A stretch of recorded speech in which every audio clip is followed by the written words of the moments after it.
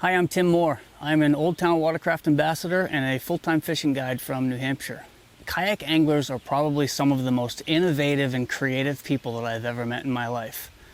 You know, we've kind of been forced to be, those of us that have been in it for a while. If you're new to kayak angling, you're probably wondering what the heck I'm talking about, because there are so many companies that make so many products, from rod holders to tackle storage to leashes and keepers and transducer mounts, you name it.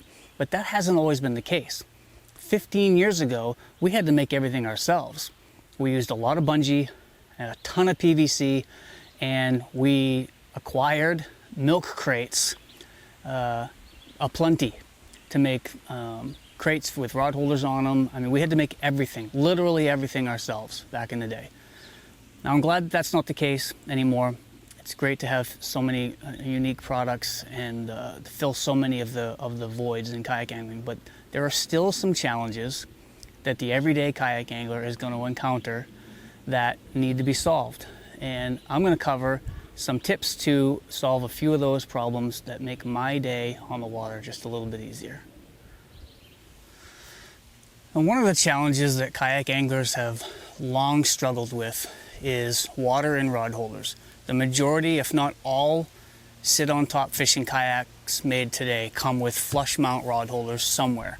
1, 2, 3, 4, at least 2 in the back behind the seat. Even some sit-in fishing kayaks have flush mount rod holders in the back.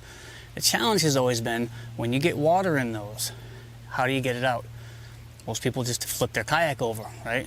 But some anglers have come up with some ingenious ways to deal with this problem. Some elaborate, you know, I've seen some online, some people are running these elaborate system of tubes. They'll drill a hole in the bottom of the rod holder and put a fitting with a tube that they can run and drill a hole in the side of the kayak, maybe in a battery compartment or just in the main hull, so it spills out onto the deck. All that water runs down through the scuppers, problem solved. But I always worry, what if one of those fittings breaks, or a two piece of tubing splits, and now that water is going to go straight into the inside of your hull, which is a potentially disastrous situation. I'm sure it doesn't happen very often, but it could. And I can solve that, or I have solved that with a much more inexpensive, I guess, way. You've probably noticed the turkey baster. No, I'm not cooking turkey right now. This is actually what I use to get the water out of my rod holders. It's about 13 inches long. It's about $3 at the grocery store. I can store it in a rod holder. I can throw it down in the storage compartment inside the hull and just leave it there, so it's with the kayak all the time. So if it's raining, if I'm taking splash over the side and the rod holders are filling up, my rods aren't sitting in water. It's not really good for your rods. Even EVA foam handles, it's not good to leave them sitting in water for hours at a time, especially cork handles. Even sealed ones aren't completely sealed and will absorb some of that water and stain and degrade over time. And it's just annoying. It never fails that I'm fishing on the ocean in salt water, and I pick a rod out of the rod holder in the back that's full of water, and I come across the top of my cup of coffee, and where do those drops of salt water land? Right in the top of my coffee cup, and my next sip of coffee tastes like salt. Lots of little things. Is it the end of the world? No, it's not really that big of a deal, but it's a simple $3 solution that I can use to just suck the water out of these rod holders. I can keep it with me. If it's raining, I throw it on the deck, get that water out of there. It'll go all the way to the bottom of most kayak angling rod holders. Boat rod holders are usually deeper, but kayak rod holders are generally not as deep. And go all the way to the bottom. It'll go get all the water out of there. Problem solved. If I want to leave it in there, I can. I can throw it on the deck and just have it with me while I'm fishing. And when I'm not fishing, I throw it in the front compartment of the kayak, and if it breaks or the rubber gets dry rotted and splits, for $3 I can stop at the grocery store on my way home and buy a new one. And if this breaks, it's not a trip ending problem, whereas if a system of tubing does fail while you're on the water, it could end your trip. So that's a good trip to deal with water in your flush mount rod holders. Okay, the next thing I want to talk about is water inside the hull. You're probably like, water inside the hull? I know, not from a leak, from condensation.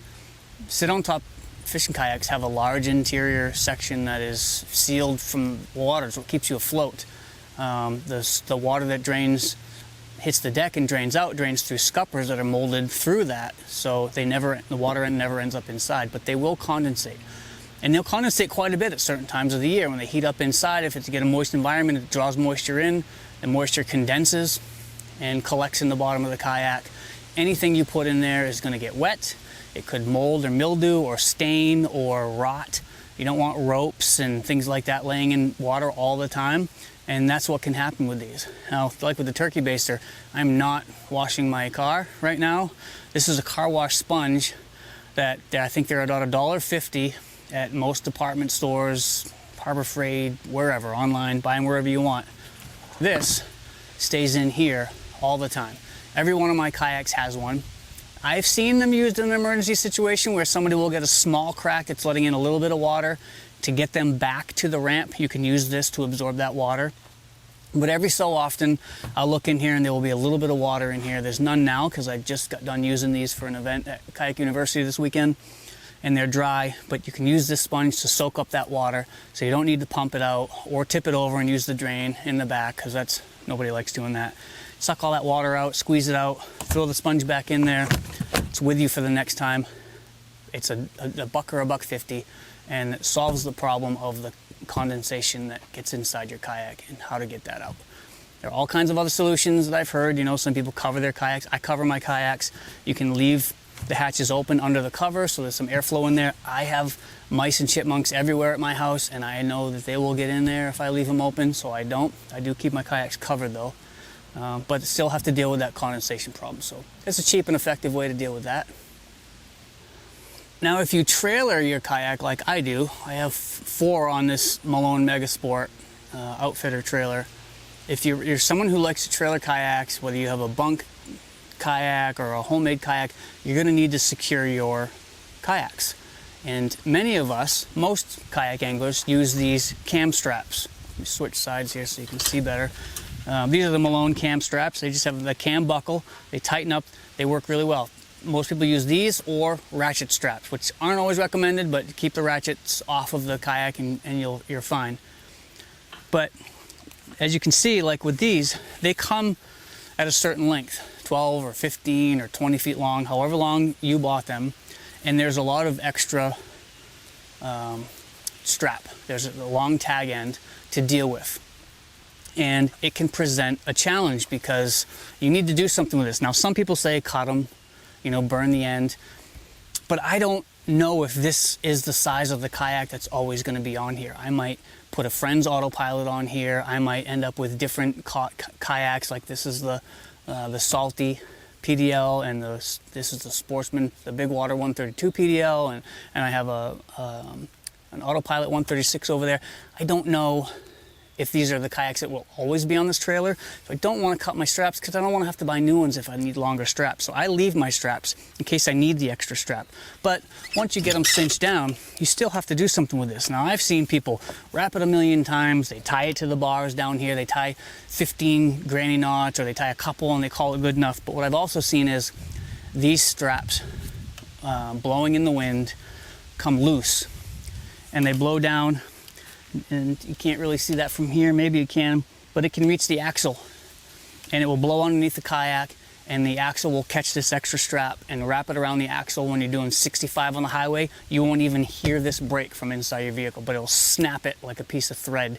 And now the front of your kayak is loose at whatever speed you're going, 65, 70 miles an hour, 45, doesn't matter. You've got a loose kayak that could come off there and potentially hurt or kill somebody and cost you your kayak.